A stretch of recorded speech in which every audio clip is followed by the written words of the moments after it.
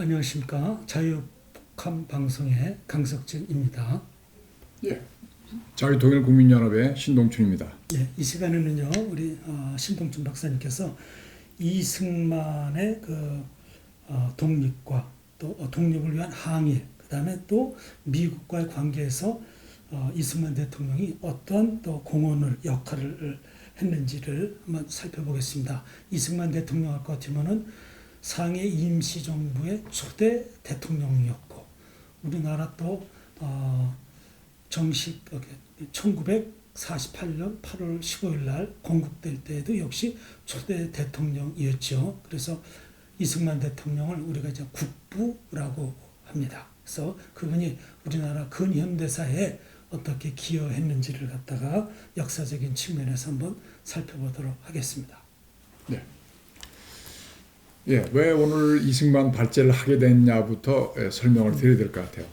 자, 이승만 박사라는 사실 1세기에 한 번 나올까 말까 하는 천재적이고 걸출한 인물이 때문에 우리가 건국이 되고, 그것도 자유민주주의와 시장경제 헌법을 만들어서 대한민국의 자유와 번영에 사실상 초석을 놓은 그런 위대한 인물인데, 안타깝게도 이승만 박사를 뭐 친일이라고 할지 또는 친미라고 하는 일방적인 매도를 통해서 뭐 일부 모 철학자는 국립묘지에서 파내야 된다는 그건을 서슴지 않고 있는데, 참으로 참 한심한 일이 아닐 수가 없습니다.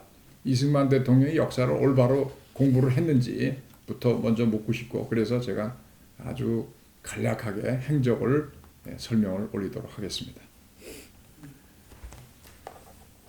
예. 그 이승만 대통령이 뭐 모든 일대기를 다 한다 그러면 이거는 뭐 아마 몇 달을 두고도 다 못하는 것인데, 이승만 이 박사는 일찍이 그 배제학당에서 서재필하고 만나면서 기독교 정신을 배움과 동시에 결국은 서양사, 국제정세, 자유민주주의, 시장경제라는 개념을 벌써 이미 1800년도 말에 이미 체득을 했다는 것이죠. 이분들이 우리나라 근대화에 아주 참 선구자적인 역할을 그렇죠. 이 뭐 고종이 무능했잖아요. 근데 이 박영효가 고종 폐위 운동을 했는데 여기 연루돼서 일찍이 투옥이 당했는데, 그때 투옥 당하면서 그 당시에 이제 영어가 굉장히 중요하니까 영한 사전을 집필하다가 너무나 나라가 이제 바람 앞에 등불이 되다 보니까 안 되겠다. 독립정신을 집필했어요. 독립정신이라는 건데 진짜 오늘 봐도 대단한 사상을 딱 정립을 했어요. 그래서 빨리 이제 석방이 돼서 다행인데 5년 7개월을 옥고를 치렀죠.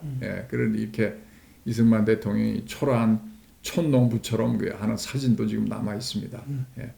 그 이승만 대통령이 29세의 나이에 미국의 유학길에 오르게 됩니다. 5년 만에 학사, 석사, 박사를 완료했으니 가히 천재라고 아니할 수가 없죠. 미국 시스템이 뭐 누가 동양에서 촌사람이 왔다고 빨리 특혜를 주겠습니까? 그게 아니고 오로지 실력으로 이렇게 한 겁니다. 미국에서도 아주 최고 명문 대학만 그렇죠.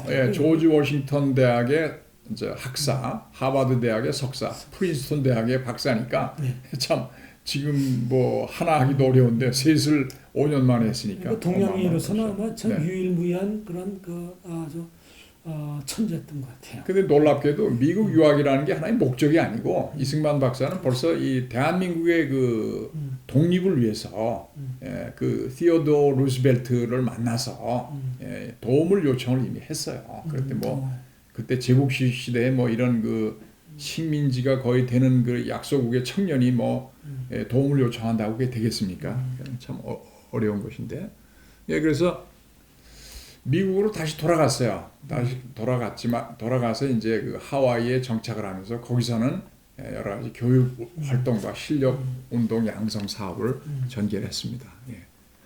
그 이제 아까 조금 전에 얘기한 독립 정신에 대해서 제가 다시 이제 얘기를 해야 될 것 같아요. 1904년에 한성감옥 수감시에 집필을 했는데, 이게 이제 결국은 1917년 하와이주 호놀룰루에서 이 2판과 이게 출판이 됐습니다. 그 다음에 이제 93년에 또 정동 출판사에서 재출간이 돼서 참 아주 새겨볼 만한 그런 적이다 이거죠. 그래서 그 독립 정신을 여기 이제 제가 간단히 설명을 하면 6가지로 이승만 박사가 독립 정신을 요약을 했는데, 첫째로 모든 것의 근본을 기독교화 할 것으로 주장을 했어요. 그러니까 이제 제헌헌법, 제헌국회 때 대한민국의 건국을 하나님이 해주셨다는 그 기도를 올렸습니다. 그때. 네. 그러니까 성경의 네. 바탕 위에 네. 나라를 세운 거네요. 그런 미국하고 비슷한 거죠. 미국도 청교도들이 영국에서 여기 와가지고서 새로운 세계를 건축하면서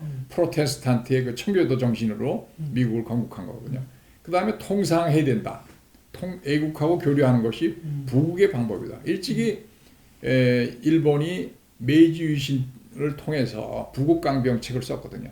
통상이 굉장히 중요한 것이고, 그 다음에 우리 조선 사람들이 무지했잖아요. 네, 그래서 신학문을 익혀야 된다. 일본이 일찍이 난학이라고 해서 서양의 모든 학문을 번역도 하고 공부를 해가지고 튼튼한 기초를 만드는 거예요. 그 다음에 미국 사람들은 이승만 박사를 애교의 신이라고 합니다. 그렇게 애교를 잘 했고, 애교를 잘한다고 하는 것은 강대국도 혼자서 살아갈 수 없으니 약소국은 더군다나 애교를 잘해야 된다는 얘기죠. 그러니까 그만큼 네. 참 국제 감각도 있었고 해박한 또 지식도 있었고. 미국이라는 데 가서 공부를 했기 때문에 이게 가능하다고 저는 생각합니다. 그 다음에 주권을 소중히 여겨야 된다. 당연한 것이죠. 주권 개념이 이렇게 확립이 되어 있다는 것이 중요한 것이고. 그 다음에 오늘날 우리 한국 정치를 보면 도덕 수준이 너무나 낮습니다. 정치인들이. 그래서 이때 이미 독립정신 때 독립도 주장했지만 도덕의 수준을 높여야 된다. 이게 굉장히 놀라운 일인 것 같아요. 그 다음에 또 자유민주주의가 지금 그렇게 중요하지 않습니까? 우리나라에서 자유를 존중하고 목숨을 걸고 지켜야 된다. 자유수호라는 것이 독립정신의 핵심이다라는 걸 이미 설파한 겁니다. 예, 그래서 뭐 많은 활약을 했어요. 그 이제 파리 강화회의 때 민족 자결주의의 자극을 받아서 대표로 이미 선출을 했어요. 물론 이제 가진 못했지만은 이미 벌써 그런 활동을 시작을 했고, 또 이승만 박사는 3.1 독립운동에 앞서서 밀서를 보내서 국내에 그 3.1 운동을 하도록 이렇게 굉장히 권장을 하고 이렇게 했죠. 예. 이거는 이제 인천 김성수의 사상과 일화라는 그 책에 나오는 겁니다. 예. 그 다음에 이제 임영신 그 옛날 중앙대 총장이었죠. 여기도 이제 상례를 통해서 이승만 박사의 메시지를 받고 이 3.1 운동 때 이 전주에서 만세 운동을 벌이게 됩니다. 그런 하여간 가는 곳마다 이승만 대통령이 널리 알려져서 뭐 상해 임시정부, 국무총리, 고려 임시정부의 국무총리 전부 대표자가 다 됐어요. 그다음에 경성에서 또 한성 임시정부라고 또 있었는데 이때도 집정관 총재니까 이건 대통령과 마찬가지죠. 그 일찍이 이승만의 지도력을 인정받아서 이렇게 국내적으로 모든 임시정부에는 수반이 됐던 것입니다. 애교의 신이라고 아까 말씀을 드렸는데 이거 미국 사람들이 그렇게 평가를 하는 거예요. 이제 그 미국 필라델피아에서 우리 3.1 운동 후에 한인 자유대회를 열어서 한국의 이 독립을 이제 또 주장을 하고, 그 다음에 이제 파리에서 열리는 그 파리 강화 회의에 대한민국의 이제 그 독립을 호소하기 위해서 여러 가지 이제 활동을 많이 하게 됩니다. 대한민국의 그 존재감을 알리기 위해서 하여튼 뭐 국내적으로 엄청난 불철주야 노력을 한 겁니다. 이게. 그러니까 다른 사람하고 이런 비교가 안 됩니다. 물론 여기 이제 김규식 박사가 여기서 이제 처음부터 활동을 많이 했죠, 같이. 이게 그 다음에 이제 이승만 박사가 김규식한테 하와이 및 멕시코 등지에서 한국인 교포로부터 그 공채금과 의원금을 징수하는 역할을 해서 이 돈을 상해 임시정부에 그 자금으로 지원을 했어요. 상해 임시정부가 청사가 없어서 20번을 옮겼어요. 20번 옮겼어요. 그러니까 돈이 없었어요. 맨날 그 장개석한테도 손을 많이 벌렸다고 하더라고요. 벌렸죠. 그렇지만 뭐 우리 같은 민족한테 받는 게 그래도 낫지 않겠습니까? 김구 선생이 끊임없이 이승만 대통령한테 도와달라고 하고 이승만 대통령이 또 끊임없이 그렇게 많이 보내준 겁니다. 이렇게. 그 다음에 이제 그 이승만 대통령의 위대한 그 성찰이랄까, 그 통찰력이라는 것이 1923년 태평양 잡지에 실린 공산당의 당부당이라는 겁니다. 그때는 공산당이 처음 생겨서 공산주의가 아주 이상주의로 여겨졌어요. 세계 많은 지식인들한테.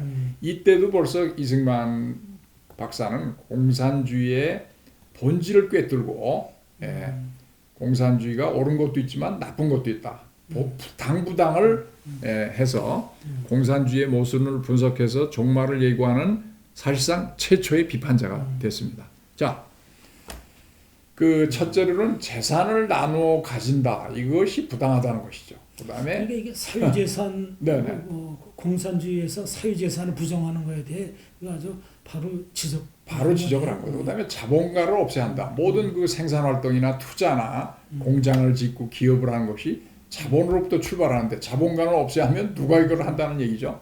그다음에 지식계급을 전부 공산주의가 주장한 게 프롤레타리잖아. 노동자, 농민, 혁명. 인텔리층들을 아주 적대시했었죠. 적대시했죠. 부자라고. 지금도 중국에서는 그 전통이 남아서 교수나 의사는 노동자들하고 봉급이 그렇게 차이가 안 납니다. 거의 같은 노동자 취급이야. 그러니까 이게 생각도 못 하는 거죠. 그다음에 종교단체를 혁파하자. 이거 대단한 통찰력이에요. 결국은 무신론주의. 네, 소련의 북한의 김일성 정권이 들어서 북한 교회를 다 없앴지 않습니까? 지금 우리 대한민국의 교회들이 정신을 차려야 되는 것이 바로 이 역사적인 이 공산당의 종교 탄압이라는 것이죠. 기독교가 같이 양립할 수가 없습니다. 그다음에 공산주의가 무정부주의자라는 것이죠. 정부도 없고 군사도 없고 국가 사상도 없어요.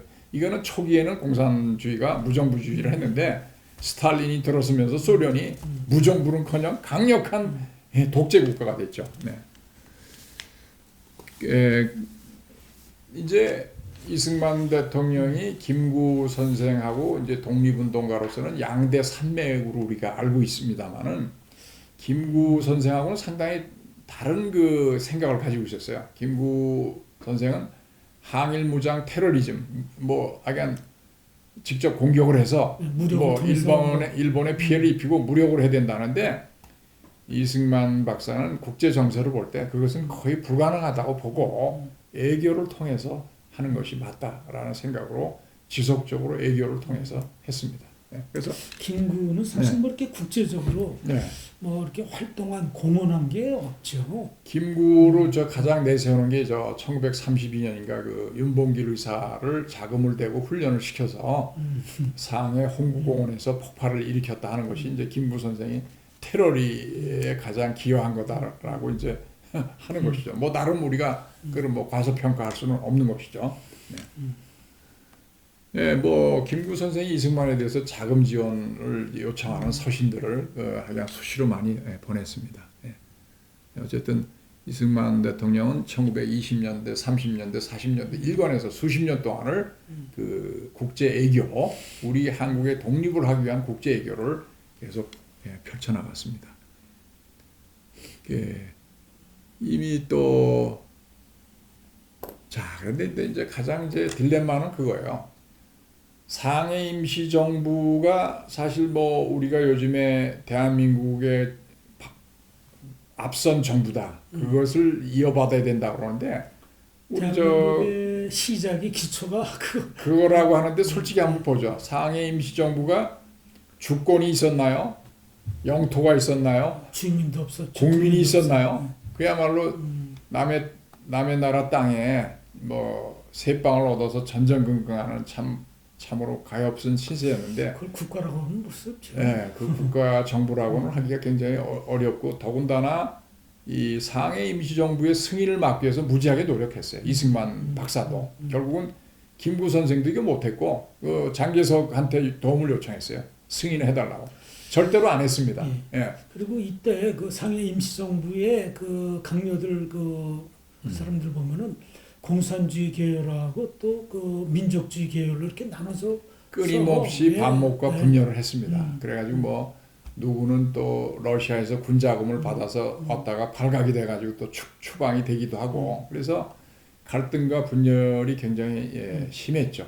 어쨌든 문제는 나중에 또 나오겠습니다만 장개석 총통도 이제 일본에서 만일에 일본의 식민지에서 조선이 해방된다. 그러면 이거는 중국이 먹어야 된다는 생각을 가지고 있었어요. 그러니까 이 상해 임시정부를 승인하게 되면은 대한민국 그 상해 임시정부한테 그 한국을 넘겨줘야 된다는 것 때문에 끝까지 승인을 안 한 겁니다. 그게.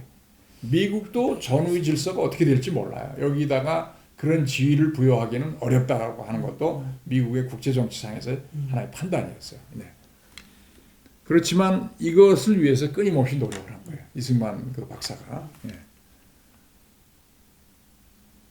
그 다음에 이제 마지막에 그래도 그 일본이 이제 태평양 전쟁을 일으켰잖아요. 그리고 태평양 전쟁을 일으켜서 우리가 독립을 하려면 일본과 싸워야 되는 그 투쟁이 필요하거든요. 그렇기 때문에 독립군을 양성하고 일본한테 선전포고도 해야 되는데 이것이 국제적으로 또 인정을 못 받았어요. 참으로 안타깝게도. 그래서 예 어쨌든 우리 내부적으로는 일본군을 공격하고 선전포고를 했다는 것을 국제적으로 과시를 해야 우리가 전후에 우리 떳떳하게 우리 조선반도에 들어가서 독립국가를 할 수 있다는 생각은 있었던 것이죠. 이게 현실이 이제 안 되는 거예요. 너무나 이제 힘이 없고 하기 때문에.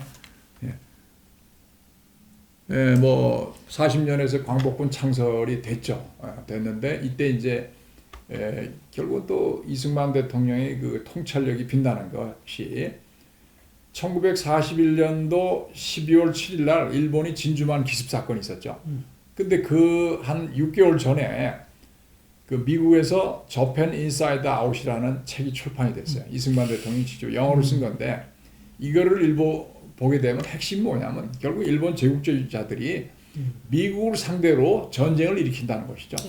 예언이었네. 예언서예요. 그래서 결국은 그게 예언대로 됐잖아요. 그래서 이 저펜 인사이드 아웃이 그 미국에서 베스트셀러가 됐어요. 예언서거든요. 네. 그래서 참으로 거기에 보면 일본 민족의 그 민족성, 침략성이 굉장히 두드러진다는 것이고 천황을 절대적으로 또 받기 때문에 미국하고 전쟁을 반드시 하게 된다라는 것이 이승만 대통령의 지적이죠. 네.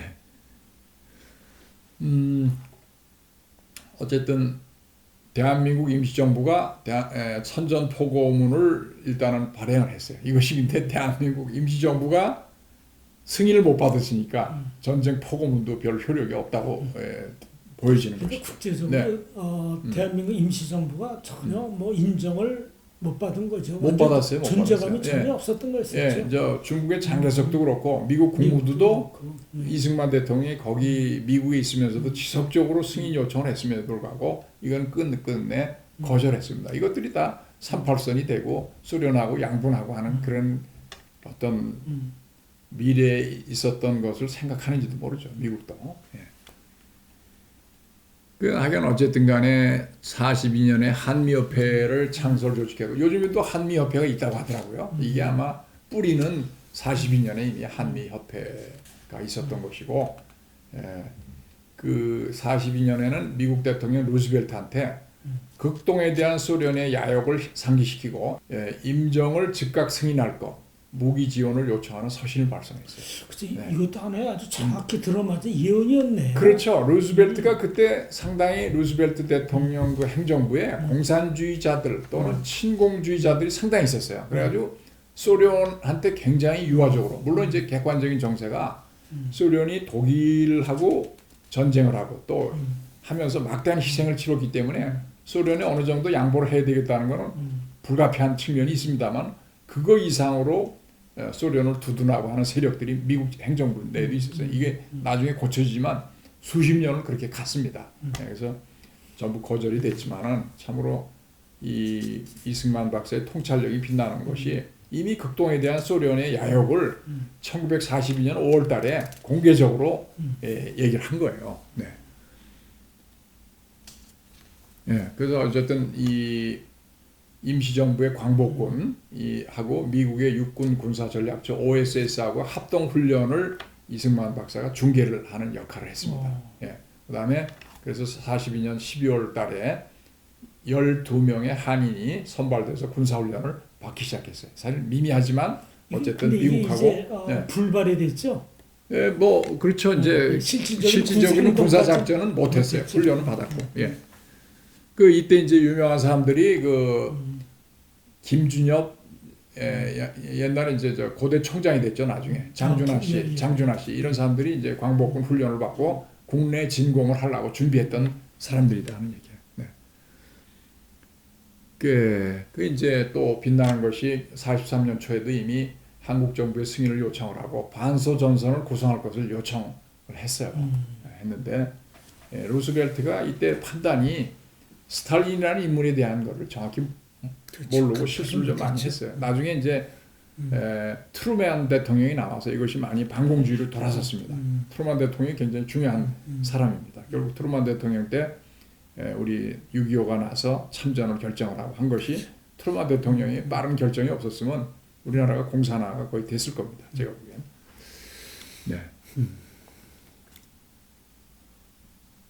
예, 일본 제국은 뭐 어마어마한 팽창을 거듭을 했고요. 예, 하여간 이승만 박사가 이 재밌는 것은 1944년 7월달에 미국 최신청이 태극마크가 들어있는 우표의 공식 발행을 성사시켰어요.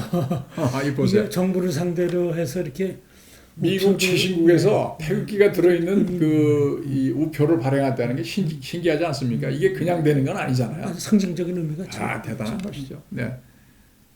그래서 우리가 좀 돌아가서 이승만 대통령을 다시 한번 또 평가를 한번 해보도록 하겠습니다. 예, 이게 그렇기 때문에 제일 중요한 거는 이승만 대통령이 근대 1세기에 나올 만한 천재라고 했는데 그 통찰력이 독립정신 또 공산당의 당부당을 통해서 이미 다 예측이 된 대로 자기가 공부한 대로 느낀 대로 그대로 일생의 실행에 옮긴 것입니다. 이게 20년에 파리 강화 조약이 1919년에 이제 1차 세계대전이 끝나고 나서 국제연맹이 탄생을 했는데 국제연맹에도 한국의 통치권을 이양할 테니 한국을 독립시켜달라고 호소를 또 했어요. 그러니까 또 미국에서 구미, 애교, 문화원 활동을 하면서 꾸준히 활동을 전개했고 자관 국제정세를 이렇게 읽기 때문에 굉장히 중요한 것이다. 하여튼 뭐 봅니다. 이승만 대통령이 국제사회에 하여튼 맨몸으로 하여튼 자기 몸을 던져서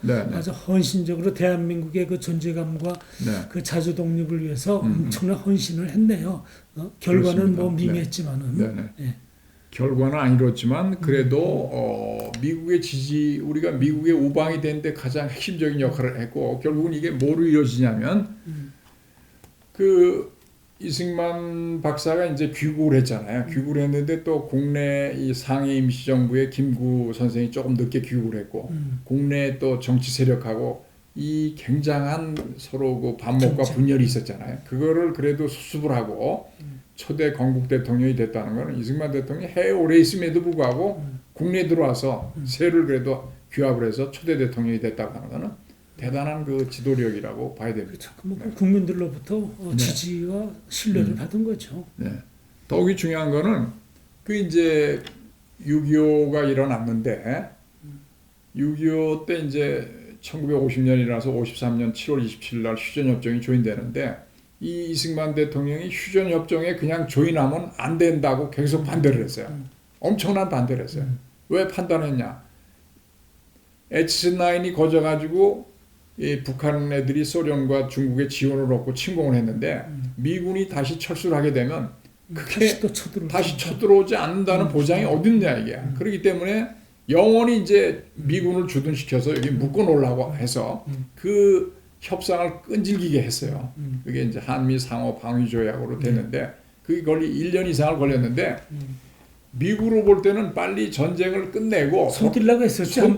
한반도에서 손을 떼야 되는데 이승만 대통령이 너무나 골치가 아픈 존재예요. 아주 물고 늘어졌어요. 아주 그냥 그 약소국 별로 먹을 것도 없는 강대국 입장에서 보면은 전략적 가치가 없었죠. 그러니까 미국이 항상 이제 판단이 헷갈리는 것이 일본까지 방어할 거냐, 한반도의 38선까지 방어할 거냐 하는 것이 항상 갈등이에요. 그런데 우리 남한이라는 나라가 골치 아프고 계속 시끄럽고 공산화의 위협이 있다 그러면 포기할 수도 있는 거예요. 그게 H9도 그래서 이제 한반도에서 철수를 한 거예요. 미국의 국익에 도움이 안 된다는 결론을 낸 거죠. 그래서 미국에서는 심지어 그 정보기관에서 에버레디 작전이라는 그 이승만 제거 이승만 작전. 제거 작전이 암살이라면 너무 심하고 제거라는 게 암살이죠. 그 당시에는 뭐 암살인데 그러니까 여러 여기서 가지 우리가 국내 정세를 보니까 힘들어서 이승만을 네. 미국의 앞잡이니 뭐 네. 숙미주의자니 그렇게 얘기할 수가 없는 거예요. 절대로 얘기할 수 없어요. 이승만 대통령은 대한민국의 이익을 위해서 철저하게 투쟁을 한 사람이야. 그래서 단행본으로 이승만의 대미투쟁이라는 단행본까지 있어요. 그건 미국 사람이 쓴 겁니다. 미국 사람이. 얼마나 끈질기게 물어지고. 그래서 미국의 말대로 했으면 우리나라 임시정부 승인 요청을 했겠어요? 되지도 않는 거. 수십 년을 거쳐서 계속 한 거예요. 1919년 상해에서 임시정부가 생긴 이래로 이승만 대통령이 거기 가서 있진 못한 그래도 유일한 임시정부니까 그거를 좀 승인을 해야 대한민국이 독립국가가 될 수 있는 기초가 국제적으로 인정이 되는 거거든요. 그렇게 노력을 한 것을 보면 이승만 대통령이 친미다, 일방적으로 미국의 앞잡이다라는 주장은 참으로 어처구니가 없고 맞지 않는 얘기입니다. 그러니까 우리가 1948년도 8월 15일 날 대한민국이 건국됐을 때 유엔에서 승인을 해줬잖아요. 네네네. 그게 대단한 결실인 것 같아요. 대단한 결실이죠. 예, 그게 최종적으로. 그냥 나오는 게 아니고. 예. 예. 근데 이제 이승만 대통령이 판단을 또 잘한 것이죠. 어차피 북한에는 소련 군대가 진주해서 김일성이가 소련의 사주를 받아서 거기 정부를 다 구성하고 있는 걸 다 알고 있었잖아요. 근데 김구는 그 점을 못 파악했던 것 같아요. 그 괜히 그 민족주의라는 이름으로 평양에 가서 그 사람들 공작에 말려가지고 왔지만 이용만 당했죠. 벌써 이미 다 굳혀지고 있는데 김구가 온다고 한들 무슨 남북한 총선거가 되겠습니까? 전혀 불가능한 현실을 이승만 대통령 현실을 파악하고 그러면 거기 공산주의니까 우리는 자유주의라도 해야 되겠다 해서 결국은 총선거를 실시해서 유엔의 유일한 합법 정부임을 승인을 받았잖아요. 그건 대단한 성취입니다. 예, 북한은 뒤늦게 김일성 정권이 인정을 못 받았어요. 유엔에 91년도인가 22년도에 그때 처음으로 유엔 가입을 하면서 그때 인정을 받은 거예요. 유엔에 있어서. 그러니까 우리가 국제적으로는 훨씬 그렇게 승인을 정통성이 있다고 하는 것은 초대 대통령인 이승만 박사의 노력이 엄청나게 컸고 그리고 그 당시 결실이 됐다는 것이죠. 제가 알기로는 이승만 대통령이 미국에서 공부할 때 네네. 메가더하고 아주 개인적으로 친분 관계가 아주 돈독했었다고 하더라고요. 메가더 하고요. 그렇죠. 메가더하고 그래갖고 그 48년도 우리가 건국할 그 행사 그날 메가더가 세계 각국의 기자들 80명을 데리고 왔다고 하더라고요. 그래갖고 그걸 세계에 대한민국이 드디어 이제 독립국가로 됐다는 것을 세계에 알리는데 큰 공헌을 했다고 하더라고요. 우리나라가 뭐 여러 번 망할 뻔한 위기가 많이 있었는데 6.25도 그 중에 하나죠. 6.25 때 낙동강 전선이 조그맣게 이제 경상남도 정도 붙어 있었는데 벼랑 끝에 서 있었죠. 벼랑 끝에 서 있는데 그때 구출한 사람이 메가더 장군이잖아요. 메가더 장군이 그때 나이가 70이에요. 노병인데 와가지고 2차 대전 때 맞아. 이 사람 2차 대전 끝나고 은퇴했었어요.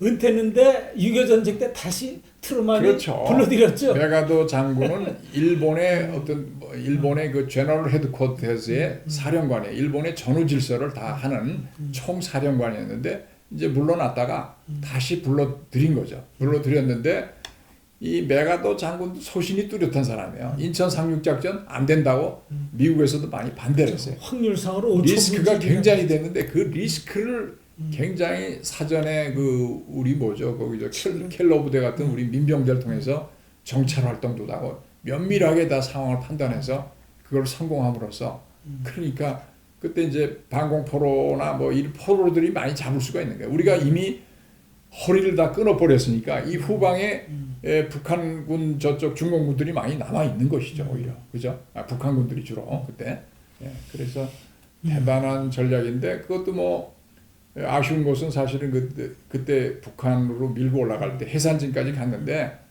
그 만주까지 가야 된다, 북폭을 해야 된다라고 했지만 트루만 대통령이 또 하면서 결국은 다시 일사후퇴가 되면서 휴전선이 교착이 돼서 38선이 그어지고 전쟁을 한번 치렀는데 거의 38선 수준에서 또 지금 우리나라가 분단이 또 유지가 된 겁니다. 참으로 그때 메가더 말대로 저 만주 예, 지역에 북폭을 했으면은 네. 통일이 됐겠죠. 그렇죠. 중국이 더 그냥 개입을 못하게 하고 했으면은 이 참 지긋지긋한 7, 80년의 이 분단과 대립의 역사를 더 이상 쓰지 않는 건데 미국은 인명을 중시하는 나라라. 또 전쟁을 중국이 인해 전술하는 거 보고 미국이 저 6.25 때도 피해를 많이 입었어요. 그래서 지금도 수만 명이 죽었는데요. 굉장히 후회를 많이 하는데 너무나 준비가 안 된 전쟁이다. 6.25 전쟁이. 한국의 지형도 모르고 기후도 잘 모르고 그냥 장진호 전투라고 해서 중공군이 나팔 불고 빼갈 몰고 들어와서 어마어마한 인력이 들어와서 거기서 희생이 많았어요. 예, 그래서 그때 흥남 철수한 것이 다 그 배경인데 참으로 안타깝고 이제 마지막으로 시간이 얼마 안 남았으니까 프란체스카 여사 얘기를 하겠습니다. 이승만 대통령이 그 이제 봉건 시대 때 한국 물론 부인이 있었지만은 거의 뭐 떠돌이 생활한 거죠 혼자서. 예, 결별 상태였겠죠. 그렇죠. 1934년에 거기 오스트리아 그쪽에 가 있다고 우연히 프란체스카 도노라는 이게 신문 기자였죠, 프란치스. 예, 뭐 하여간 굉장히 유식한 적인데 이 오스트리아가 이제 오스트레일리아로 잘못 알아가지고 이 사람을 프란체스카에서 호주 댁으로 불렀대요. 그건 원래 오스트리아인데 오스트레일리아로 잘못해서 이 양반이 평생 이승만의 조력자였어요. 겸손하고 이참 존경받는 영부인이었죠. 예, 존경받는 영부인데 우리가 굉장히 국제적으로 이미 그 글로벌 우리 지도자가 글로벌한 결혼을 했기 때문에 우리가 또 글로벌 하는데 또 기여를 하지 않겠냐는 게 제 생각입니다. 예, 그래서 이승만 대통령의 역사적 평가는 이렇게 공정하고 객관적인 사실에 이루어져야지 어떤 진영의 논리에 서서 이 사람을 죽여야 자기들이 살 수 있다는 것은 절대로 우리가 해서는 안 될 일이라고 생각합니다. 예, 이번 시간은 이렇게 마치도록 하겠습니다. 네, 감사합니다.